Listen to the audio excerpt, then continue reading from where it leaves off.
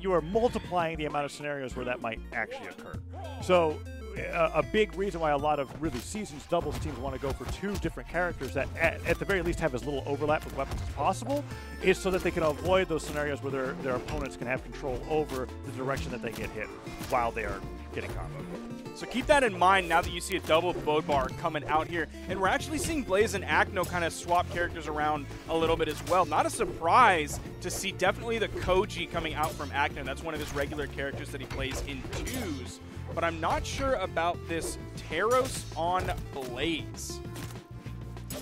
Yeah, when it comes to Europe and doubles, I kind of just give every character a pass as long as it has either the hammer or the axe. It's like, okay, well, I'm certain that they're going to be able to play with the character to a certain level. But so far, looking amazing for Acno on the Koji, as I know Acno's Koji is pretty insane. And now going into game number one, that double knockout, starting it off in the Crystal Temple, is looking great for them. Simple and Hysen, however, are fighting back and trying to get this first stock off of Blaze. That cider hits. I don't think Blaze touched. He's just gone.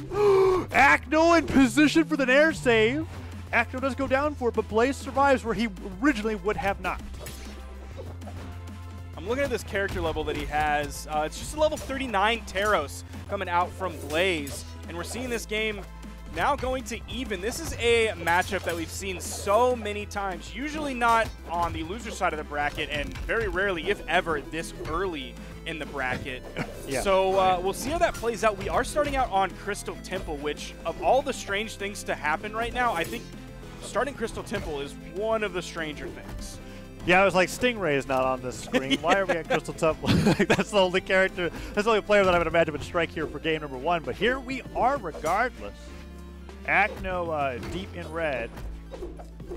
Throwing out his dodge for that gravity cancel downlight. Doesn't get punished for it. Blaze gets the stomp. Cider switches immediately over to the Hysen. Cider's him away. Recovery comes in for Simple, and they're gone. Hysen, will he follow? Blaze gets that nice dash jump, pivot, fastball, down air onto Hysen, trying to get him off the top of the stage. Acno wasn't able to reciprocate any extra damage, but there he goes. And a 4-stock to 2-leap once again. Last time Simple and Hysen evened this up pretty quickly, but Simple got comboed quite hard there by Acno's bow. Man, Acno is just, he's going crazy. He's throwing out those anti-airs, going back and forth with that 45-degree angle neutral light on the bow. One of the things that Acno said is he believes that Acno and Blaze are the best 2v2 team global. So I'm curious, global. Yeah, global. He's as bold to say global, and he's bold enough and humble enough to say that Blaze is the best 2v2 player. Yeah, that's my favorite dynamic between these two, is that they're just constantly trash-talking each other. It's like, no, you're the better player. But that will happen between these two. Very high respect for each other, but back to the match. Acno getting that down to take on to Hysen. Puts him off stage long enough for Blaze to be able to finish the edge guard onto Simple, and now I thought that was going to be the alley-oop to finish the game. Side air, forcing the dodge. Hysen is struggling to get back to the stage. Weapons starved. Game one's almost certainly going over to Blaze and Acno in the lower semis, and that cider will do it. Well played from the team of Koji and Teros. That's going to be a game one going to the blue team, going to Blaze and Acno. Blaze the only one to break out of that 400 damage into the 500s, putting out 568, leading some credence there to the fact that he could be one of the best 2v2 players globally. We have now 3 different breeds of Teros on the screen. We've got a force stance Teros on Hysen, a default stance on Simple, and a dex stance for Blaze. As we're going into game number 2, and the copycat team of 2 of the same legends is continuing, this time from Bodvar into the Minotaur himself. Teros is going to be going up against Blaze and Acno.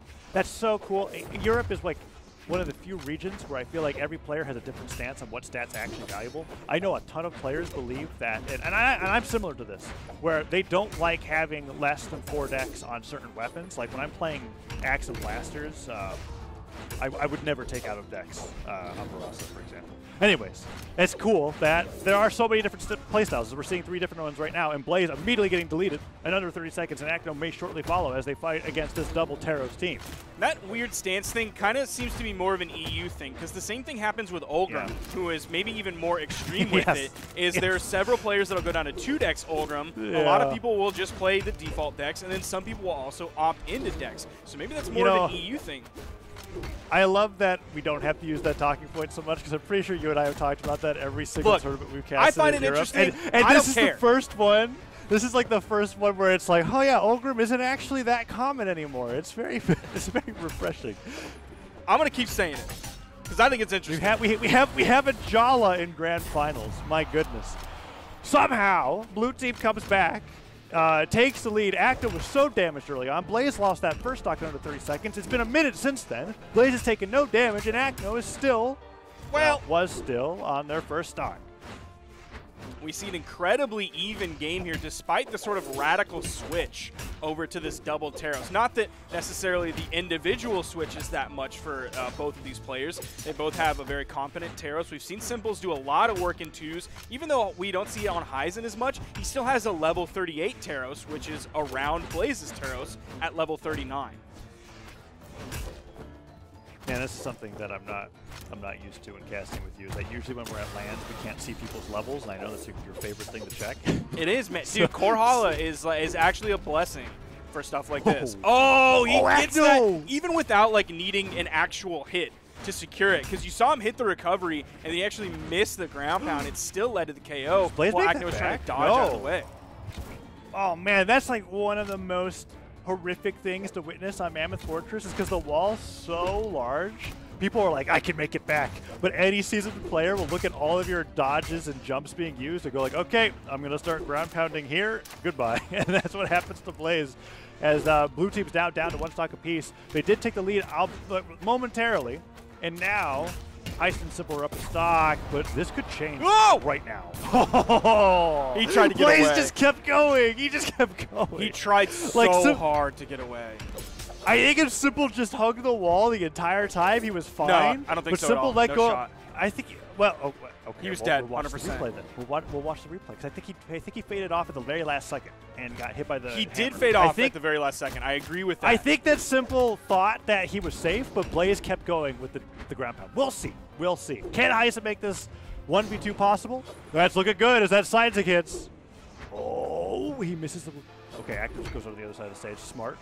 Fighting against the hammer is pretty scary. At this point, I think Hysen's actually safer off stage than he is on stage. He's making this work so far, but it's still going to take some serious punishment on the blue team for him to find these hits. So how far that Nair sent him over back onto the edge of the recovery. Oh no! He almost had enough frames on that recovery to get through the dodge. Couldn't quite get through it. And Simple here kind of putting out low damage numbers. Taking the mid 500s, but he only put out 367, so he's going to have to step that up. We'll see if he continues with the Taros or whether he goes back to another pick. Meanwhile, Hysen's numbers were looking pretty good. Reviewing the replays right now. We're here going to see it if we get comes. that knockout. Look, see? Oh, no, you're right. Yeah. You were right. Okay. It was weird because he had the wall touch. Yeah, he definitely did fade off. I think he was gone. I think he was gone no matter what, even if he didn't. Yeah, that was sort of a damned if you do, damned if you don't. Because he went... Which is a really good ground pound placement. It is, That's just really good. He went towards the wall to get away from Acno, and Blaze knew that. So he covered the area where Acno couldn't cover, and because he had to go that way, he was sort of forced into that. He tried to move away from the wall to maybe get under and around, because that was the only safe place, but obviously, you ain't moving that fast. It ain't going to happen. You were basically dead to rights by the time Acno started throwing out a move. So now, Blaze and Acno, one game away from knocking out Hysen and Simple at 4th and getting to the lower finals where they will fight against Fozy and Machete. But if anything about EU is true, is that these games start to get real serious once somebody is on match point. And we're going to see what happens here as we have the first non-mono team coming out from Hysen and Simple. One on Bodvar, one on Taros. Both players playing both of these characters, but this time not at the same time. Ooh, nice ground pound to sort of start this thing off to kind of break that ice, taking out Acno. Simple has some significant damage on the stock, so he is going to have to be careful. That down air going to bounce him off the stage. Hysen coming in. He's sticking with this Taros. His numbers were healthy last game, so I think he's looking at that KO potential here. Simple is going to fall. Hysen's damage is, like, it's fine so far. He's in the orange, maybe 1 or 2 more hits. Yo, that was sort of a mishmash of moves. Hysen's going to fall. Blaze is going to fall. Is he gone too? That was like an entire disaster train of just one weapon throw causing all of that to occur.